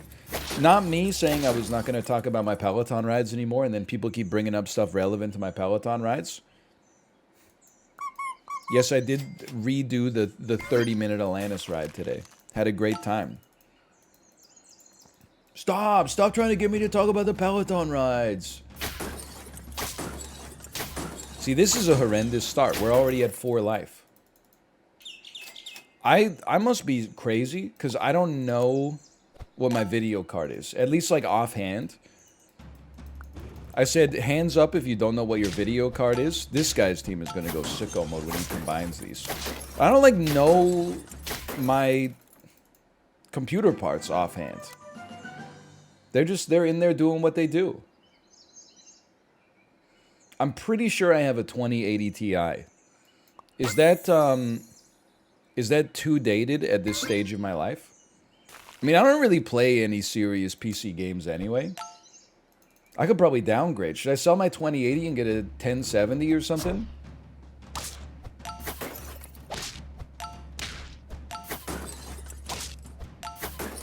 Probably not. Okay. I mean, that would require me to open up my PC, which is just not going to happen, so. Knowing you, you'd mess up the PCI port? Listen, I'm just a guy. I'm not big into computer hardware, okay? I never have been. I grew up console gaming. You buy an Xbox, you plug it in, it works, it dies in 6 months, you put it in the oven, it works for 3 months, it breaks, you buy another one, okay? It's as simple as that. I don't think this is a good Doberman pivot, but we could Doberman pivot. You were bragging about using the command line? Yeah, I'm a software guy. I could initiate an Angular project from the command line with the best of them. At least the best of the people that were in my Angular class 5 years ago. But I don't know what goes on. It's a miracle to me that you can... There's like so many miracles in computing.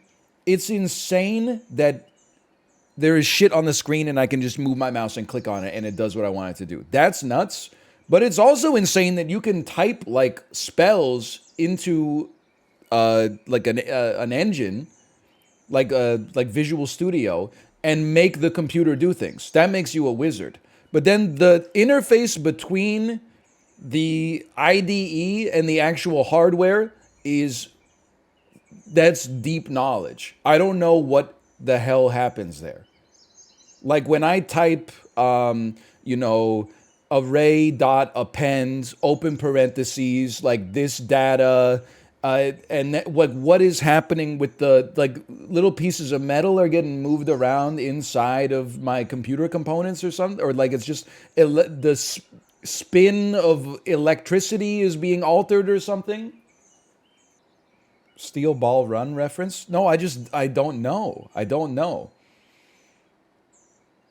At the risk of this, and I know we're not really sapping too well, Ray. Well, I mean, we're doing well, but we're not focusing. But like, at a base level, isn't like computing enabled by electrical engineering? Like it's all about like, oh, if you took a matrix of essentially like Boolean or binary fields and then multiplied it by like another matrix of binary fields. 30 years later, you got cyberbullying. That's fucked up, man. I'm not that smart. I'm smart enough to program a little bit, but I'm not smart enough to write the shit that allows other people to program. You gotta be like a once per generation per country genius. That's nuts, man. To use a computer chip, maybe you can learn it. To invent a computer chip is psychotic. That's like alien knowledge. Like this was given to a computer engineer in a dream, or like the first computer engineer must have been the smartest motherfucker in human history. This dude's got like a little piece of metal and he's like, check it out. This fucker can do like, it can multiply a 70-digit number by a 70-digit number in 1.5 seconds. What the fuck? Are you serious? And the computer looks like a cylinder that's like 200 meters long. Oh, you want to do 77 times 35? Okay, just give me 10 minutes.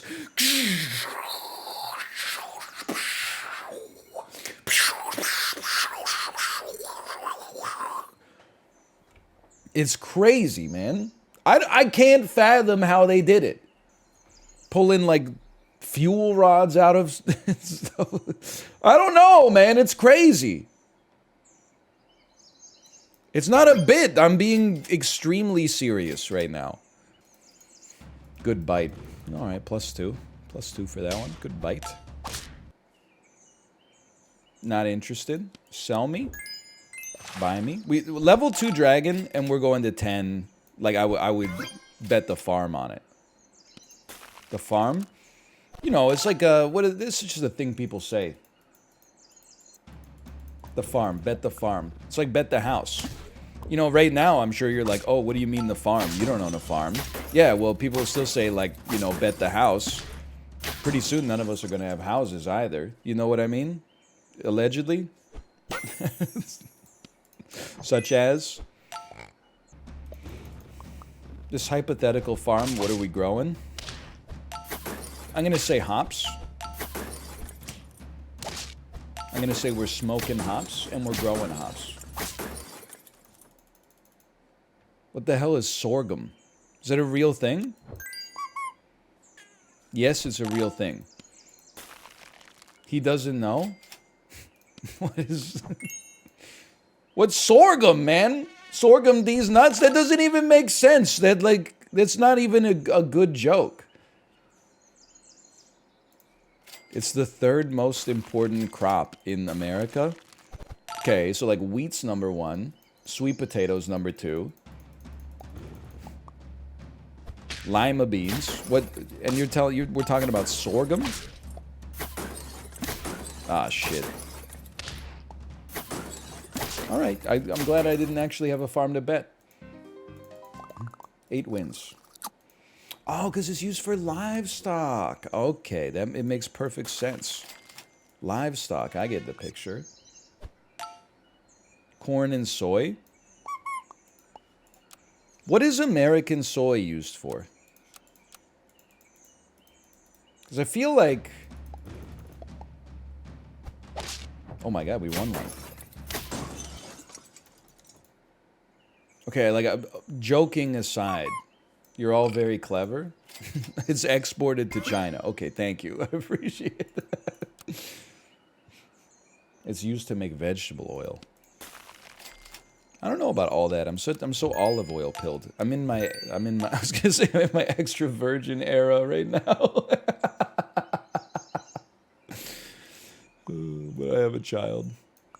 My newborn is 1 week old. Hit me with some tips. It's so weird. I was actually thinking about this yesterday. I can't remember why. I was thinking, you know, I always get asked for, like, dad tips, and I feel bad that I don't have, like, a magic bullet.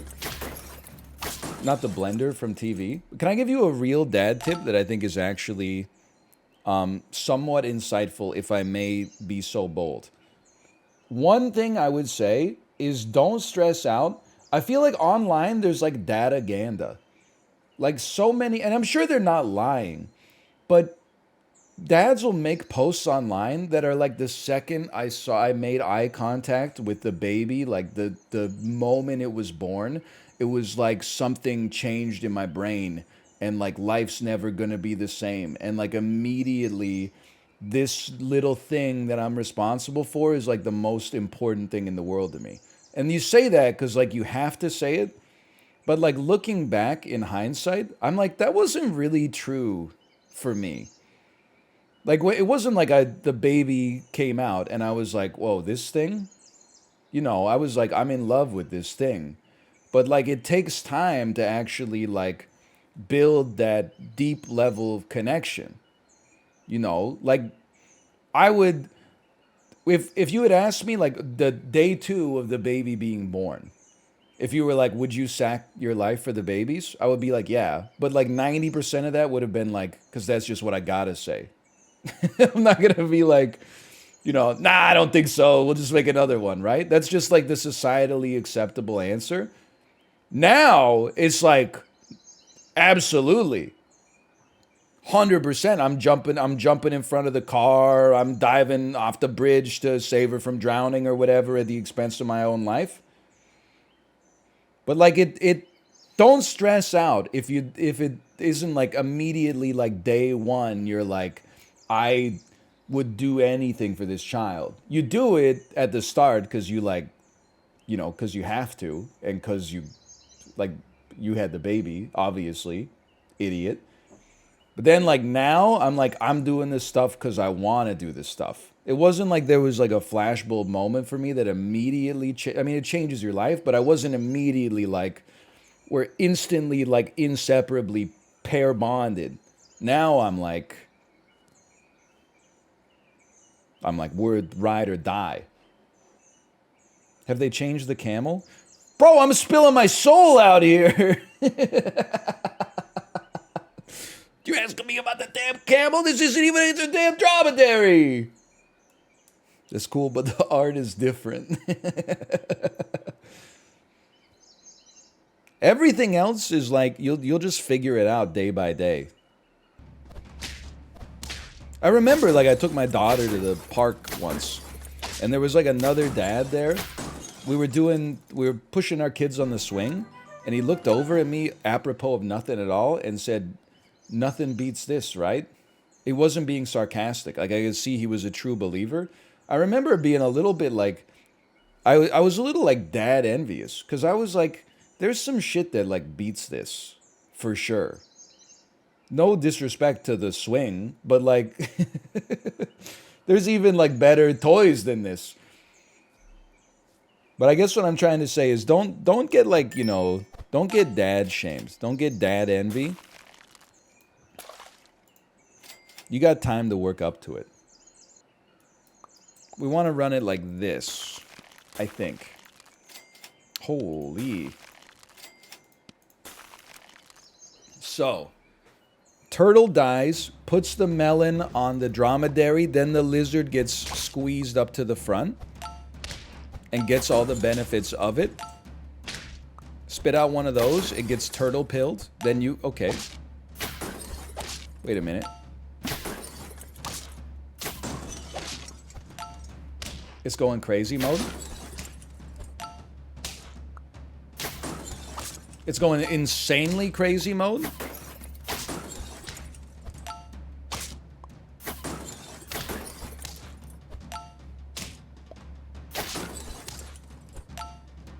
My word.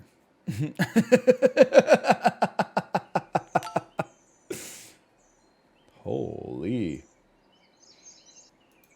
This is a fun weekly this weekly.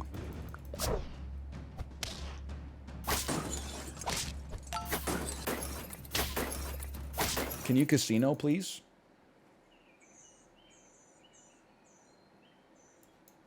Nope. Sorry, I entered like a fugue state. There was a Bang Bus parody video starring James Gunn's brother and Craig Robinson from The Office. He plays Daryl. It was called Helpful Bus. When you asked me for the casino, it just reminded me of a clip where they pick up someone on the street and she says, like, don't you guys have any beer? And they go, like, we got sodas. And then Craig Robinson looks straight at the camera and says, my father died of alcoholism. It's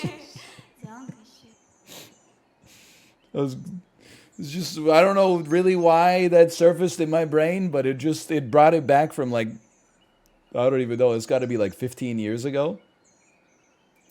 Could you beat Catwoman 1v1 in basketball? You ever heard of the transitive property? I'm not confident that I could beat Benjamin Bratt in basketball, and Benjamin Bratt smoked Halle Berry smoked Benjamin Bratt once she got her Catwoman powers. So I think I got no shot, personally. Was there a basketball scene in Austin Powers? It seems like a movie that could have a fun basketball scene. I don't know what that means. I don't believe... Actually, I know exactly what that means. There are movies that just insert basketball scenes. Like, The Cable Guy is just it's a comedy, and then there's a basketball scene in it. And then Catwoman is like an action movie. It's a superhero movie. And then there's an action scene in it. Okay, I know exactly what you mean, actually. And I could totally see Little Nicky, another classic example. I could definitely see a basketball scene in Austin Powers. But it wouldn't be in one of the first two. That would definitely have to be in, like, an Austin Powers, like, 5. Like Mini-Me plays basketball and like you won't believe it, but he can dunk. Did you see the post where a Toronto DJ said Mike Meyers got him fired as his bodyguard because he looked at him? I saw it on Reddit, and then it got trotted out to like all the content farms on the internet. And then like all the replies were like, yeah, in the Canadian film industry, it's well known if you look at Mike Meyers, you're getting fired. I mean, like I always heard, and I've never worked with Mike Meyers, and likely never will, especially after this hits the airwaves. But like, I always heard he was hard to work with. I assumed, you know, he was like, you know, a prima donna or something like that. I didn't know that it was like on the crazy level of like, if you look Mike Meyers in the eyes politely, he will have you fired from your job. Like, that's crazy. If it's true, how insane is it that it's Mike Meyers of all people? Like, you got fired from the set of the damn Love Guru or something like that for looking Mike Meyers in the eyes. Like, that's so sad. The movie's not even good. Like, if Daniel Day-Lewis is idiosyncratic like that, you're like, okay, maybe he's an asshole, but you kind of, you don't like make excuses for it, but you're kind of like, okay, but he's Daniel Day-Lewis. Like, you know, he's got to be idiosyncratic to be that otherworldly in his talent. But like Mike Meyers? Fat bastard? Imagine being fired from the Cat in the Hat. Well, I'm just like, I'm thinking of the Love Guru specifically just because there's like why is the dude taking himself so seriously? There's a scene in that movie where Vern Troyer, who plays the coach of the Toronto Maple Leafs, goes onto the ice and a hockey player hits him with, like, slaps him as if he was the puck, and then he goes into the net head first, going like, ew, and then he goes in the net, and the goal light goes off, and then, like, the scoreboard ticks up 1 goal for the opposing team. Like, you're not making high art here. Like, I don't understand what you're talking about. Like, what is he talking about? So if someone with artistic skill is a jerk, it's okay. It's not okay, but it's, like, at least more understandable than someone who makes garbage being like, I'm hot shit. Like, you should, I don't think there's any reason that, like let me put it this way. I've heard Dustin Hoffman, and again, this is like hearsay upon hearsay. I don't work in Hollywood. But I've heard Dustin Hoffman is, like, really annoying to work with, but he's a method actor. He's made some great movies. He's won an Oscar. You sort of get it. But, like, Mike Meyers? How could you take yourself so seriously when you're doing the movies where you play every character in the movie? There should be a no country for old men, but make it Canadian. Listen, you fucking hoser, I'm not gonna call... You're always coming into the damn Beckers asking me to call this damn coin toss for no reason, bud. I got shit to do. Listen, bud, you gotta call the coin. I'm not gonna call the fucking coin, bud. Here's a little sip score. I am very Hercules Beetle pilled this week. Me, when I see the beetle... Hercules. I'm sorry, I can't stop. Anytime I reference the Nutty Professor, something about it. See, Eddie Murphy, I don't know if he takes himself so seriously. If you look him in the eyes, you get fired from your job. When Grandpa Clump farts, and then Grandma Clump goes, who said my name? Yeah, I said your name. If your name is... Oh, man. AFI's top 100 moments in comedy history. I can't, but I actually can't. He's a gigantic asshole too? Man, I want to see like a behind-the-scenes documentary of how fucked up the work environment was on Shrek. Eddie Murphy and Mike Meyers refusing to look each other in the eyes at any time. I don't know what the fuck's wrong with Cameron Diaz. Anything crazy about Cameron Diaz I should be aware of? John Lithgow. John Lithgow has had his moments too. Every once in a while on shuffle, if we're listening to like kids songs in the car, I didn't know John Lithgow had a kids album. Here's a clip for you, librarian. It'll be like How Far I'll Go by Moana. Then shuffle will kick in. John Lithgow singing in the bathtub. Singing lots of songs. Singing in the bathtub is like righting all your wrongs.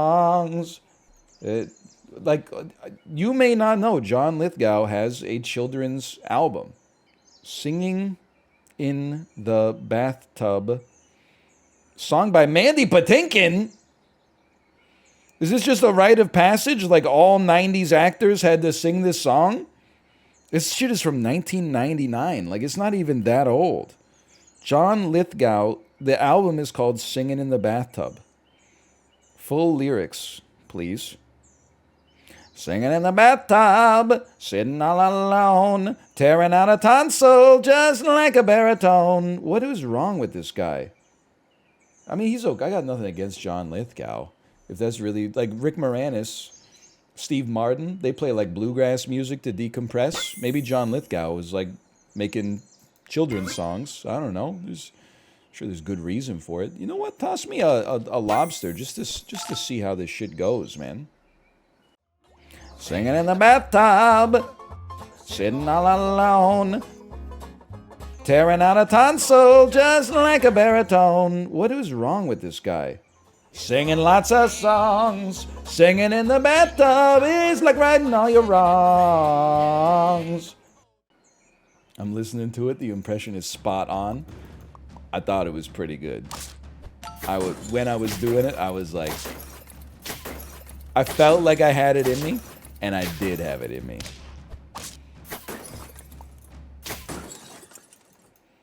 Do you like the Leonard Nimoy Hobbit song? Oh, you mean Bilbo Baggins? He's only 3 feet tall? Bilbo Baggins, the greatest little hobbit of them all? I would say I'm like a semi-fan. Songs to not get asked to the dance to? I don't know what that even means, really, but gets the people going at least. What if it was the last dance at like your 10th grade homecoming dance and they played Singing in the Bathtub by John Lithgow and then the whale passed you the booth? What would you do?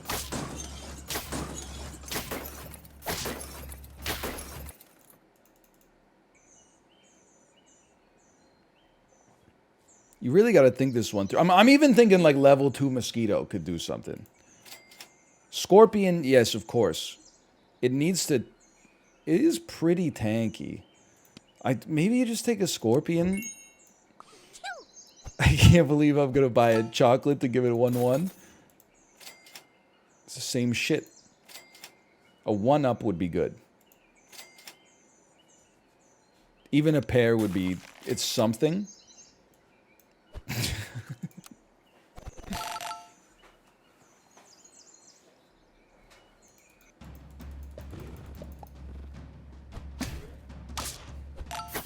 Double death touch? Well, what a surprise. I have death touch as well. Ooh! I lived! I lived! Please.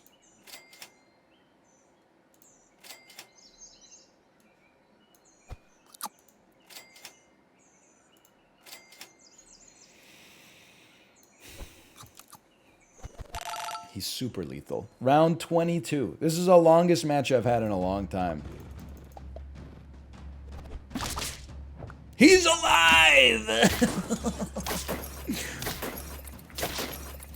No! No! Dude, we got so many 9 pieces this week. I mean, considering that we had that lobster roll with the walrus bread or the sea lion bread halfway through this one, I think 9-piece round 22 is really funny. NBA teams me. That's something where in my head it lasts 4 minutes, but in reality, I'm sure it's probably, that would take me like 20 minutes. We could try though. Sporkle, name all NBA teams. Can you name all of the National Basketball Association teams? Bro, there's so few teams in the league. This is going to be a gimme, okay? There's no slash marker. This is Twitch exclusive content. This is an NFT. It's going to expire after this. So let's just start with the Knicks. Then you got the Nets. You got the 76ers. Then you got the Milwaukee Bucks. You got the Timberwolves. You got the LA Clippers. You got the Clippers. You got the Lakers. You got the Kings. You got the Raptors. You got the Grizzlies. You got the Pelicans. You got the Celtics. You got the Bulls. Pacers. You got the Detroit Pistons. You got the Cleveland Cavaliers. You got the Orlando Magic. You got the Miami Heat. You got the Atlanta Hawks. You got the Hornets. That's fucking with me on that one. That's fucking with me. Okay, Pacific. Washington, that's probably the other... Where the hell do the Washington Wizards play? The Southeast? I guess, okay. Southwest. You got the Jazz. Okay. You got the Portland Timberlakes. Portland Trailblazers. You got the Minnesota Timberwolves. He's stalling. He's stalling. Wait, I can do this. We got the Pacers. We got the Pacers. We got the Nuggets. Mavericks. Spurs. Suns.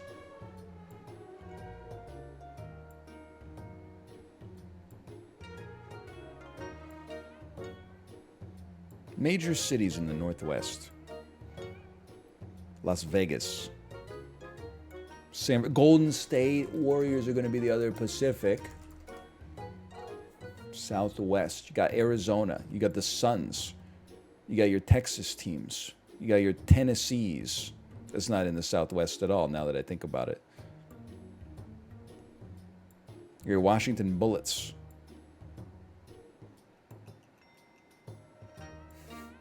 If these are your teams, I apologize.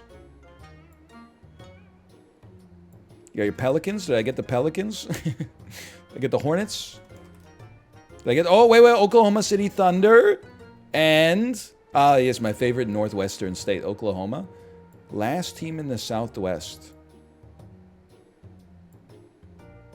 The Kansas City Chiefs. The Albuquerque Isotopes. The Las Vegas Golden Knights. The Denver Nuggets. The Southwest. The Santa Fe Super Ballers. I got 3 minutes left. I'm losing it, man.